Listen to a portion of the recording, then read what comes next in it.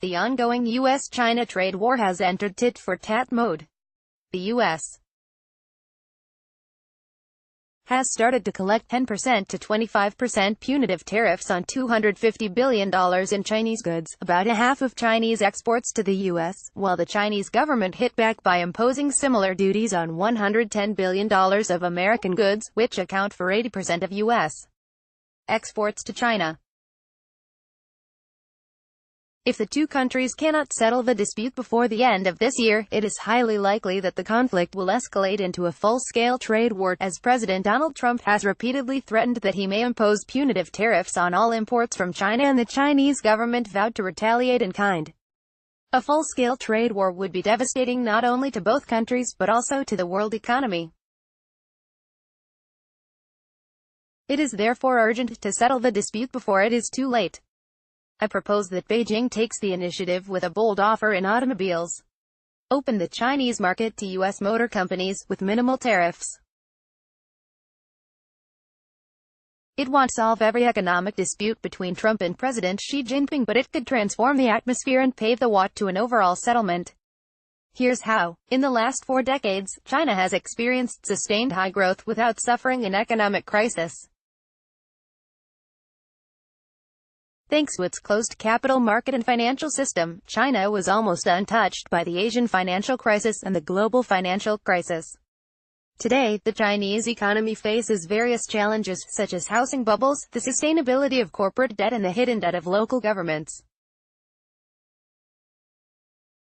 The escalation of the trade war will certainly undermine economic stability, and in the worst scenario might trigger an economic crisis. It is in the best interest of China to end the trade war as soon as possible. Admittedly, the U.S. started the trade war because of its huge trade deficit with China. But now the ball is in China's court. In response to the criticism of the Trump administration, the Chinese government slashed its overall tariffs twice. But it appears that the Trump administration is not satisfied with these unilateral actions, which benefit all World Trade Organization members, rather than the U.S. only. The U.S. China trade war is triggered by the $375 billion bilateral trade imbalance. A big number, but the auto industry is large enough to have a real impact. With the annual sales of 30 million units, China's auto market is the largest in the world, almost twice as big as that of the U.S., and it still has room to grow. However, the long-standing 25% tariff imposed on automobile imports has effectively limited market access for foreign-made. In 2017, the U.S. exported 274,000 vehicles to China, less than 1% of all automobiles sold in China. The Chinese government should be bold and use its automobile market as a bargaining chip with Trump. In my view, Beijing should propose the following package. 1. Cut its tariff on American automobiles to 2.5%, the current U.S. level. 2. Permit American automakers to set up wholly owned factories. And 3. Grant American automakers the right to provide car loans to Chinese clients. This would be too good a deal for Trump to turn down. According to Professor David Autor of the Massachusetts Institute of Technology, the U.S. lost 5.8 million manufacturing jobs from 1999 to 2011. Rebuilding the U.S. manufacturing industry is a top priority in Trump's fight for fair trade. No other industry has the same capacity to deliver jobs and revive American manufacturing as automobiles, with its vast supply chains.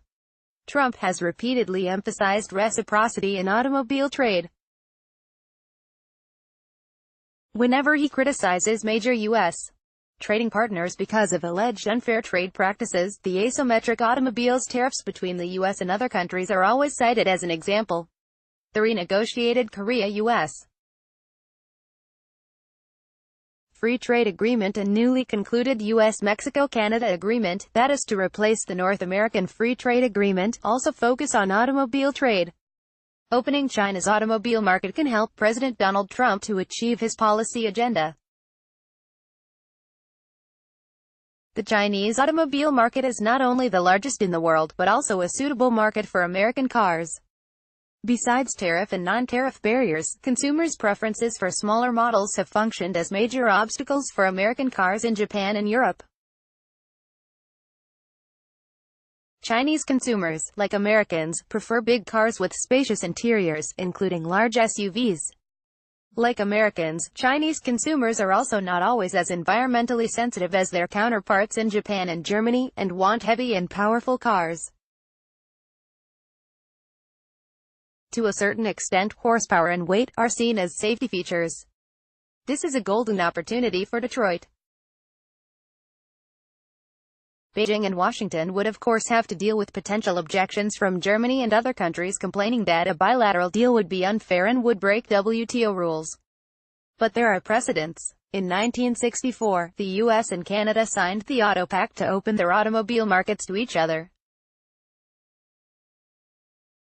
The WTO eventually ruled it illegal in 2001, but by then the broader NAFTA free trade agreement had long before superseded the Auto Pact.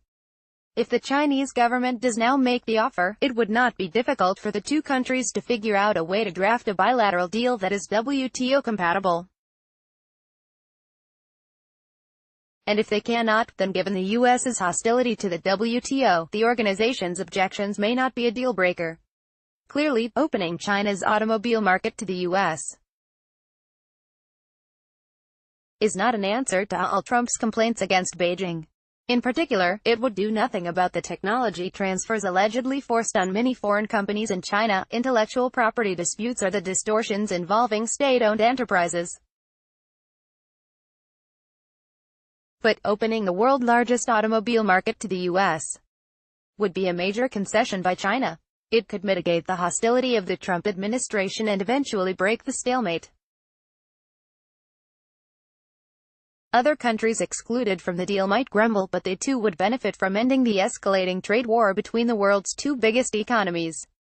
Xing Yuqing is professor of economics at the National Graduate Institute for Policy Studies, Tokyo.